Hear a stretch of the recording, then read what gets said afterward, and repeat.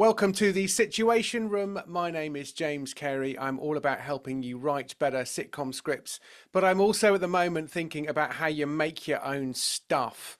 And there are lots of good and bad reasons to do that. I'm going into some of them on my blog.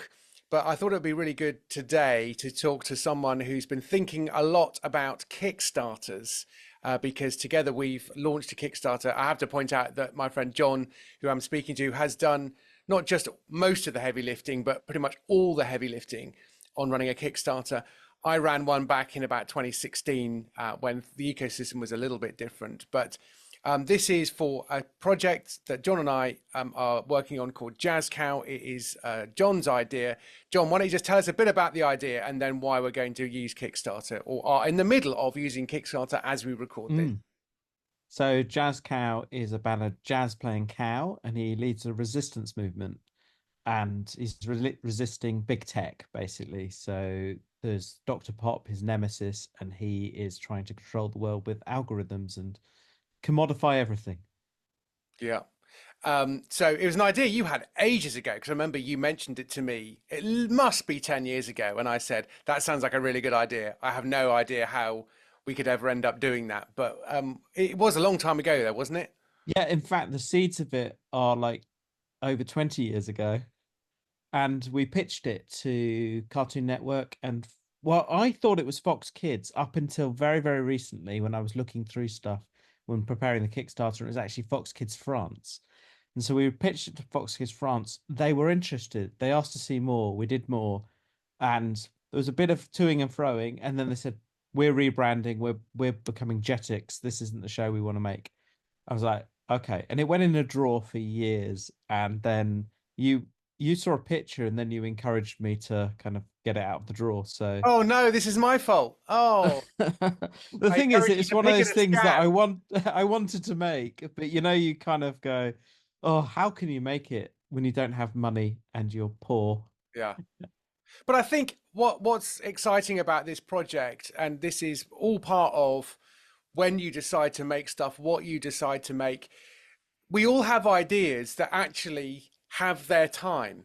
So Mm, for me, Jazz Cow's time has come. It feels like exactly the right moment. It feels like the 10 years ago Jazz Cow would have been different from now and was slightly floundering around in the ecosystem. Now, because we've got this really strong nemesis in Dr. Pop, who is sort of this promising you everything algorithm centric person who doesn't think they're the bad guy at all, it feels like there's a real movement away from all that stuff, and that Jazz Cow is kind of leading that with his herd, with his band, and they play in this jazz club, and it feels like now is of the moment. If does it feel like that to you?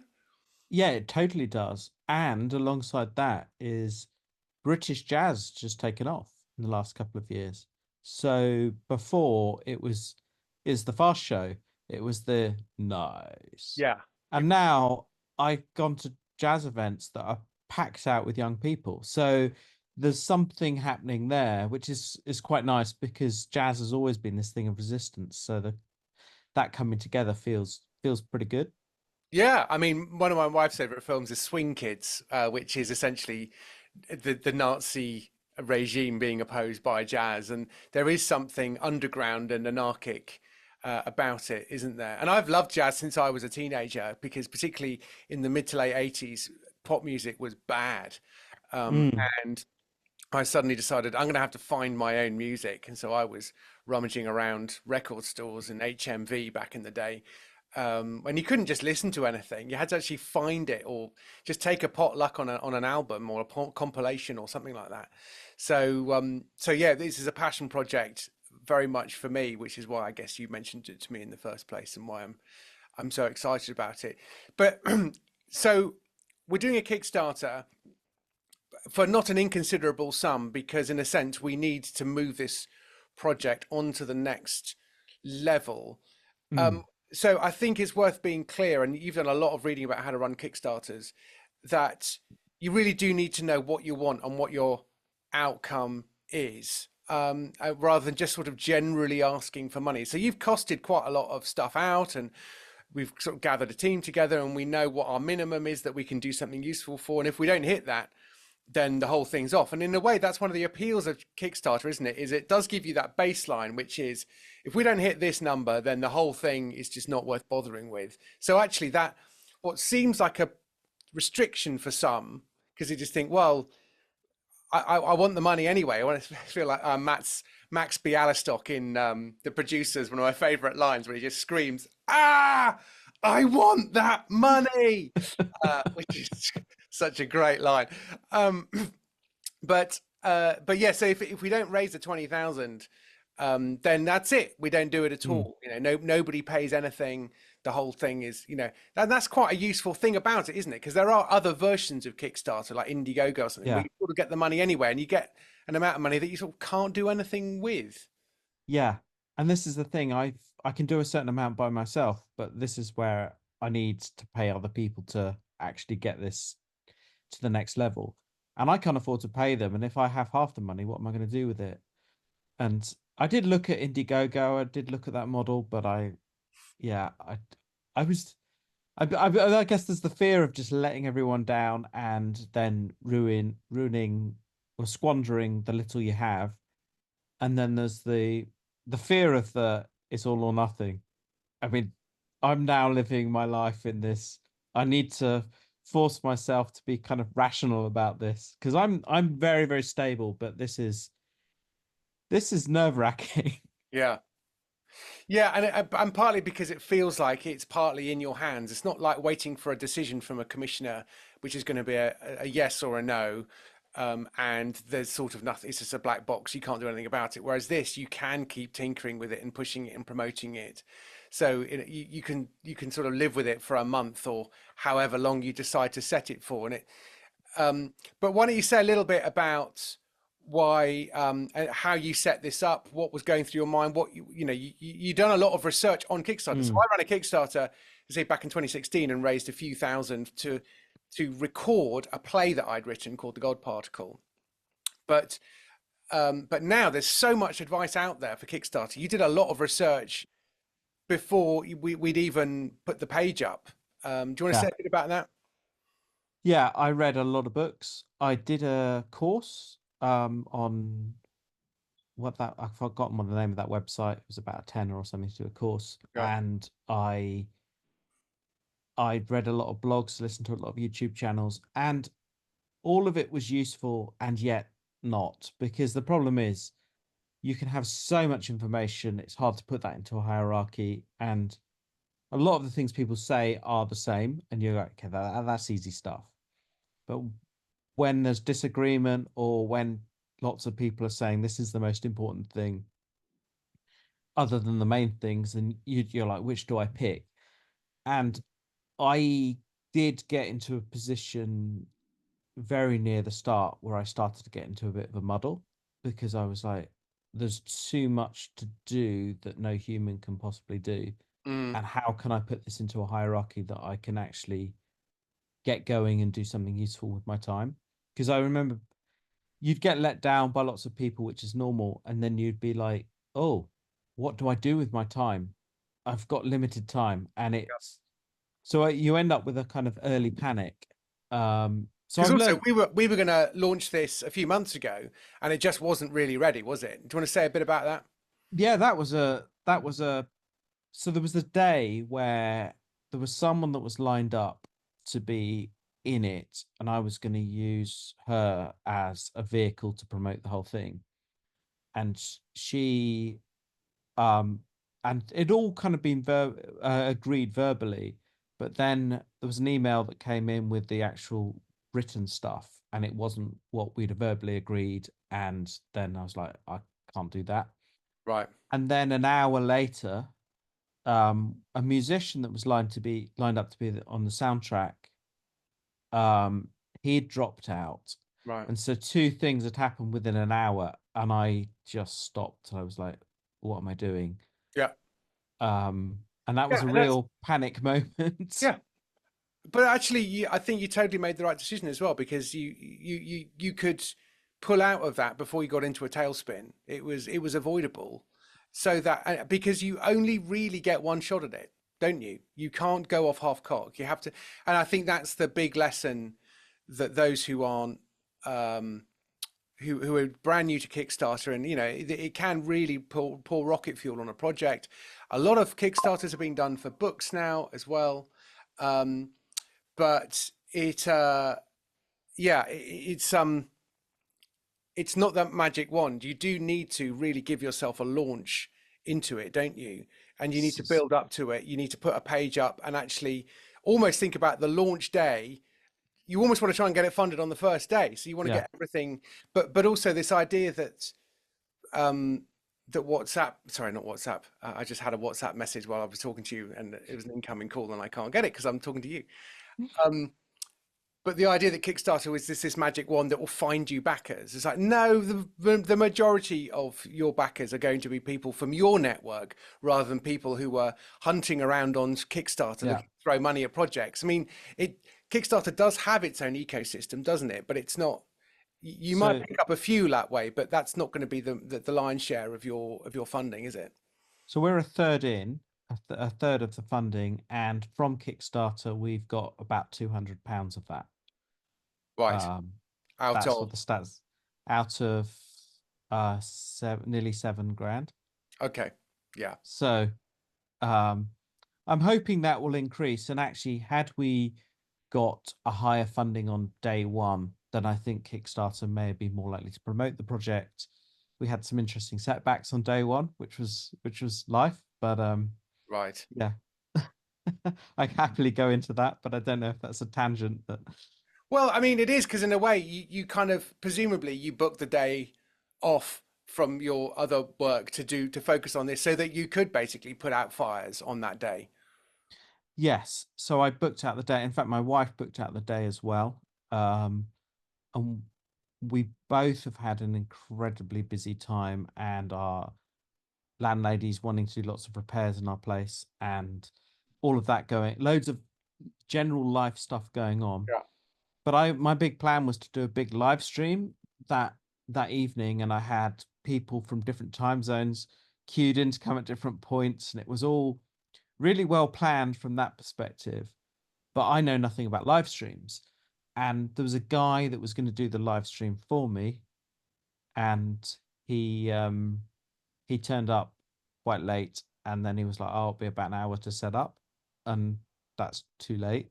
Right. So I ended up using a lot of time up on something that wasn't even productive, which is annoying.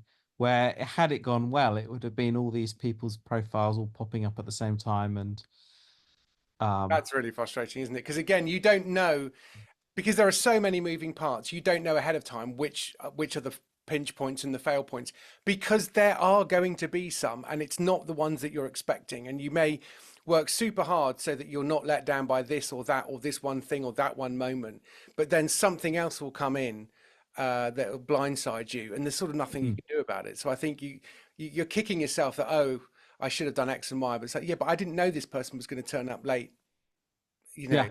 because I told them the time, and I just sort of rather assumed they would come at the time I told them, or whatever. And it feels like you're trying to build a cathedral with the budget of a garden shed, Right. and you're holding it together with goodwill. And so you don't have the Yeah. money in order to be able to, Yeah. yeah. Yeah. That's the hard thing, isn't it? Is the sense of this still doesn't really exist yet, but it is being done and executed, hopefully, to get professional recognition and to be picked up. Because essentially what we're trying to do is make a pilot that will then be commissioned. We're not trying to make a whole series using only fans. It's just beyond. Using OnlyFans. Yeah, or using OnlyFans. Yes, that's right. Which isn't entirely pornographic, I'm led to believe, but I suspect it mostly is. Um, but yeah, but there's a very clear project for this, which is we need to make a fully written and soundtracked audio version of the whole episode, and then animate as much as we can. And therefore, anything that we get over the target is essentially another few seconds, another minute or so of animation. And obviously, if we can hit the big target, which I suspect we won't because we'd know by now if we were going to. Is that Yeah, fair? I think so, unless something dramatic happens. Mm, I'd be really gutted if I don't hit the small target, yeah, and that's not guaranteed. So yeah, yeah. yeah. So, obviously, one of the things you have to do is like pitch, give people rewards that they can come in at. What sort of advice did you get about what do you get if you give £15, £25, £40, £70, £100? The only one thing I do know is you just put one in that's ludicrously high, which no one's going to go for, but they might go for the next one down. But you've got to have that top one as an option, Yes. even though you're fairly sure that nobody. And then occasionally you're open to. But if you do that, somebody might surprise you and just go, "Here's £1,000," and you go, "Wow, oh, okay," and you don't ask any questions. You just say thank you. Um, but uh, but yeah, do you want to say a bit about how you set rewards? Yeah, so initially I was like, right, I only want to do digital rewards. I don't want the job of packing stuff up, sending stuff up on. I want to keep it really, really simple. And that is still my mindset. Plus, the digital is free, Yeah, effectively. But um, after after talking with a lot of people, I was at an event promoting Jazz Cow, and loads of people said we want t-shirts, and I was like, I don't want to do t-shirts. Okay, the yeah. crowd has said they want t-shirts, and the t-shirts have been a reward that people have been going for. So I was wrong in my resistance to t-shirts. Well, you The weren't. You weren't against the idea of t-shirts. You were No, against the idea of you having to mail people t-shirts, which is an entirely reasonable, yes, you yeah, know. that is true. Yeah. Um, and I'm less nervous about that than maybe some people would, because I, for a short time, ran a second-hand book business on the side. So I'm kind of used to the packing stuff up. I, I'm doing the postage afterwards, so that's something there's a way around. But one of the things that developed as a reward that wasn't on my radar was, because we have musicians working on the soundtrack, and the guy I've been working with on the music, he was like, "Why don't we do an album of a lot of the musicians playing at the moment, a limited edition?" He said, "Let's make it purple because everyone wants a purple album." So I was like, "Okay, Hey? let's do that." Yeah. We'll see how many of them sell, but it was one of those things that really late in the day. This is a week to go. This is all getting discussed. And so the problem with an exciting reward like that is you've got a week to go and there's so many other things to do. And then you're discussing, can we get names can we get people signed up on the names so we can list people who are going to be on the album and all of that. And then Suddenly you're you're not producing an album, not making an animation, which is that ex main thing, isn't it? exactly. And it's like, do you want to get sidetracked by that? Not really, but enough to, if that's gonna generate the thing to, yeah. So um one of the things I knew I was going to do was an art of book, because I like art of books, and we actually have a lot of art already, and it's a little bit like Marmite, not Marmite as in you love it or hate it, but Marmite as in it's a byproduct of something else. And so by making this stuff, we're going to have lots of artwork, Yeah. and it may as well be out there. Yeah. Yeah, I think that's it, isn't it? It's making the most of what you're kind of doing anyway. And people, and there is also some sense in which people aren't giving money for the reward. People are giving money for the project because they like it, and they're just deciding between giving 20 quid, 50 quid, and I backed one or two campaigns myself, and I just wanted to support the person. I thought it was a good idea, and I got sent rewards, and I sort of didn't really. I think I got 5 copies of CDs. In fact, they're here, funnily enough. Um, my friend Matt Searles made a load of CDs about Psalms.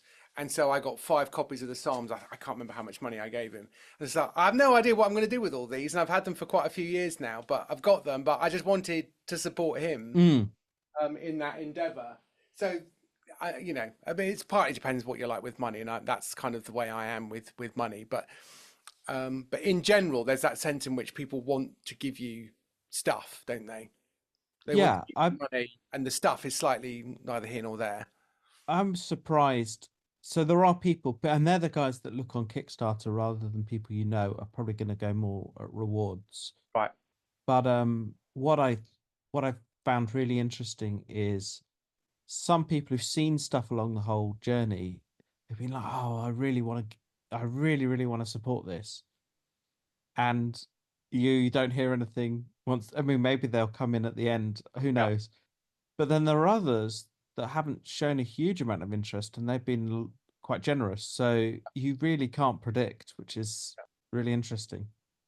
So once you press go and the campaign has started, how do you run the campaign? Because in a way, all of the received wisdom that I've picked up is essentially all of the energy is about the launch and the end, and Mm, therefore this period in the middle is a bit of a waiting game. And sometimes they just say, look, just do it over 2 weekends, do it for 10 days, start on the Friday, finish on the following Sunday night, Monday, or whatever. And you've just saved yourself 2 weeks of angst in the middle in which nothing's going to happen anyway. I mean, you went for essentially a month. yeah, Do you want to say why you went for that and what the plan is therefore in the middle? I mean, we're doing this video for a start, so that would be one, wouldn't it? yeah. So the thing with the month is virtually everybody recommends a month when you read the books and listen to talks. So it's kind of the received wisdom that I'm not going to push against. Yeah, Um, I think I think some people are very slow to catch on to stuff. And so yes, you're aiming at the launch, but the amount of people that I saw the other day who were like, I can't log in, I don't know how to log in, and they still haven't been able to get in to be able to pledge, and they want to. So that stuff takes time. Um, I mean, I sent out press release. I think I've got a pretty good press release, but how newsworthy is a Kickstarter at the end of the day? It's not. People want to write about success, and it's not yet successful. So, but yeah, getting press, trying to get your name out there in different ways. Um, Lots of emailing and texting. WhatsApping is good. Email is interesting because this is something that I wasn't ready for, and I think is worth everybody thinking about. Is when you email people, people you know, but you haven't emailed in a long while. So many email addresses have changed, yeah. or someone's got, particularly women who've got married, and they're now using their new name, and you're like, what's your other email address? And some of them don't bounce, but you think, they're probably not going to be looked at for 6 months. Yeah, And then there's lots that bounce, and you're like, I don't actually have your new email address, yeah, yeah, but yeah, we still like one another. It's not like this. yeah. So, Yeah, and and email, direct messages, emails, and that kind of stuff are much more important now than they maybe were 2, 3 years ago. Because I mean, I put it up on my Facebook um, profile that I'm doing this Kickstarter, but I think I prefaced it with, I'm pretty sure Facebook's not going to show you this, but if it does, then I'm doing this because Facebook has no interest in you leaving Facebook. They suppress all links. And because I've got a Substack as well as I know you have, and they just don't show it to anybody. They yeah, don't really show it to your friends, and so no matter how many pages or groups or whatever you've got, I think groups are slightly better for it. But yeah, so you've got to message people directly, and in a way that's kind of why you need the month as well, because go from people don't go from I've not heard about this to I'll give you money in one hit. They mm, People tend to go, oh, that sounds good. I'll think about it. Oh, there's that thing again. Oh, I should probably get around to doing that. Oh, yeah, I really should get around to doing that. Oh, is it finishing now? Oh, okay, right, I'll do it now.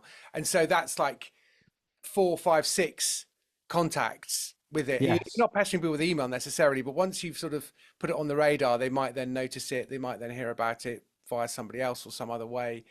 So, but it is that regular. And it feels if you're a British person, particularly, you just hate plaguing people with your thing.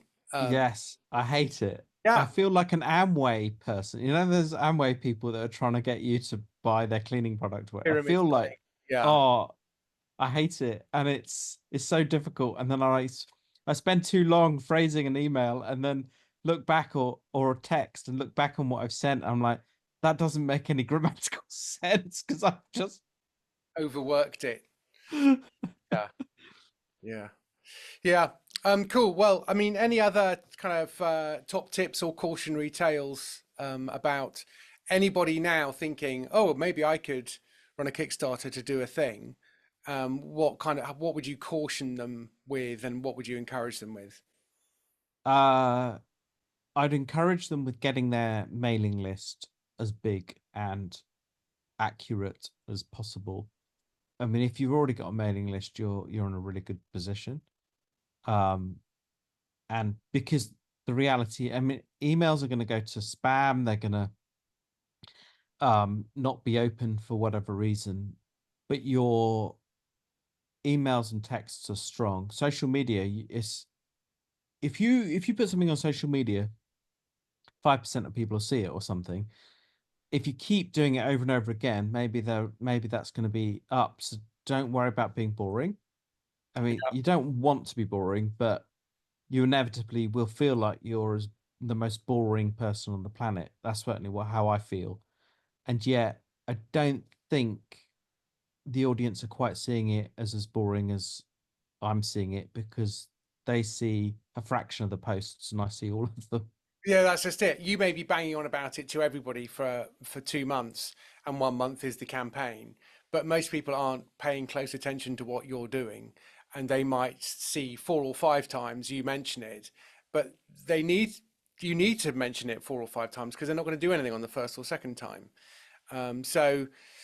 Yeah, you can probably give yourself a bit of a break there, that you're not necessarily as much of a broken record as you might feel like you are. Mm, Um, but I guess also you want to be really, for me, it's always about, and this is what I've been writing about on my blog, particularly about when you're making your own stuff, you just want to be really clear about what you're trying to get out of it. I think if you're sort of trying to raise some money for this sort of thing, then A, people won't back it because they don't know exactly how their money is going to be used. Um, but B, it's sort of, you won't be able to explain it very well. You need to be clear on what your outcome is. Is this so for us? We're trying to make a pilot to get industry interested in it. We're not trying to launch our own brand and our own animation because that's still just beyond us. mm. You can't just sort of sit and do an animation yourself. It's just to Although everyone says, "Oh, you know what you should do? You should do a pilot to promote this." I'm like, uh, yeah, yeah. I mean, in a way, that's what we're doing. So Um, but yeah, I mean, I get asked for pilot scripts all the time, and you just think that's kind of a month's work at least, if not 2 months. And so I can't really do that for nothing because I've got a mortgage and kids and stuff. Um, but people don't care about your problems, and it's true. and you don't care about theirs, so you're even. But yeah, so I mean, I think that mailing list is the really big thing, isn't it? Is months in advance you need to be building up your own world, your own mailing list, your own ecosystem, whether it's a blog or a convert kit or something like that. And it can't be a social media following because, as I say, as we've already said, that they're not going to show your post to people. It doesn't matter if you've got. I mean, I think I've got on my Sitcom Geek Twitter handle 7,000, 8,000 followers. I think you've got 9,000. I Is it think 9,000? Okay. it might be. I hate Twitter. I don't look at it. Um, and when I do put stuff up with a link in it, it doesn't show it to anybody. So I just sort of don't bother with it really. I don't own those 9,000 followers. However, the Situation Room blog is an email newsletter. And so I have those email addresses, and they're all recent. They're mostly recent from the last 2 or 3 years. So that's why you need that, because then you can contact people regardless of whether the algorithm is working in And your favor or not. it's got a good hit rate as well, right? That's just something I'm amazed with Substack Yeah, is they're open they're opened by a large number of people and you see who's opened it, which is fun. yeah, yeah. So it's a really good ecosystem. But there are other things. I mean, there are downsides to Substack as well. So like lead magnets and all this kind of email marketing stuff doesn't work quite so well, but I much prefer it because I sort of want everything out in public, and that's kind of why. And I'm not I find all that lead magnet stuff is certainly not my personality. I don't yeah, it's a bit too selly. And so if you're not selly by nature, and I feel like I can write like I did a post on one of the musicians. Yes, I'm saying go to Kickstarter, but I'm not going heavy sell, partly because that's just not me. And if you are that person, you probably wouldn't like the platform. But yeah, and if I was that person, I would have reached the goal already. Yeah. But also, if you're regularly selling something, so if you're a novelist and you publish 2 books a year, then you do need to be a bit more on the front foot and a bit more selly, because you do need to actually shift units. Whereas we're sort of doing this once in a blue moon, as it were. So, but yeah, I've got video courses and all that kind of other stuff as well. So that's partly why I do that. Anyway, that's our Kickstarter. I think we'll draw it to a close there. Obviously, there'll be links attached to this so that you can go and actually have a look and see. And they do say that if you're thinking about doing a Kickstarter, you should back a few other Kickstarters yourself. Yes, like this one. Like this one. So why don't you start with this one, just to kind of see what the emails look like and just to see what the ecosystem looks like. But also, I think the Kickstarter algorithm probably does notice a little bit whether you're paying in as well as taking out, but I couldn't be sure about that. But anyway, it is worth a go. So Jazz Cow is the name of the show and the name of our hero, whose nemesis is Dr. Pop. He's got a fantastic band. There's going to be some brilliant new music for it as well, and we really hope people get on board with it. Have I missed anything there, John? I don't think so. That's it. Yeah. That's it. Jazz Cow. It's such a great one. I just love saying it. Jazz Cow. It's just when the first time you said it to me, Jazz Cow, I was just like, oh, I know what that is. And I've spent about an hour this morning trying to think of a title for some other completely different project, and I've failed yet again. This is like the 5th, 6th, 7th, 8th time of trying to think what can it be called. And so when a title does just pop out like that, Jazz Cow, you just go, yeah. And then you see the picture of Jazz Cow and you go, yeah, that's pretty much what I imagined. Pretty cool. So anyway, you heard it here first, or second, or third, or maybe for the 7th time, Jazz Cow. And you've still not supported it. 7th time. Come on. Yeah. Okay, thanks very much for watching, everybody. Cheerio. Oh, you killed me, man. You killed me right where the ribs are, man. Yeah, the rib ticklers, man. Oh, that's the funny bone. Yeah, that one.